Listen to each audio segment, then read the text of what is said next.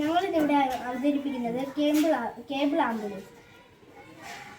ഈ മലയോര മേഖലകളിലുള്ള ആളുകൾ കൃത്യസമയത്ത് ചികിത്സ ലഭിക്കാതെ മരിച്ചു പോകുന്ന സംഭവങ്ങൾ നമ്മൾ കുറേ കണ്ടിട്ടുണ്ട്. ഇതിനൊരു പരിഹാരമായിട്ടാണ് ഈ കേബിൾ ആംബുലൻസ് ഇവിടെ കൊണ്ടുവന്നിരിക്കുന്നത്. ഈ കേബിൾ ആംബുലൻസ് 2 സ്റ്റേഷനുണ്ട്. ഈ സ്റ്റേഷനിലെ മോട്ടോർ പ്രവർത്തിക്കുമ്പോൾ ഈ കേബിള് ചലിച്ച് ഇവിടുത്തുള്ള സ്റ്റേഷനിൽ എത്തിക്കുന്നു. ഇതിനായിട്ട് ഞങ്ങൾ ഇവിടെ ഈ കേബിൾ ആംബുലൻസിൽ പ്രവർത്തിക്കാൻ വേണ്ടി ചെയ്തത് ഒരു സർക്യൂട്ടാണ്.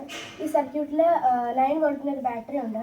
പിന്നെ സ്പീഡ് കൺട്രോൾ ചെയ്യാൻ ഒരു റെഗുലേറ്റർ, പിന്നെ ക്ലോസ് സർക്യൂട്ട് ആക്കാനും ഓപ്പൺ സർക്യൂട്ട് ആക്കാനും ഒരു സ്വിച്ച് ഉണ്ട്.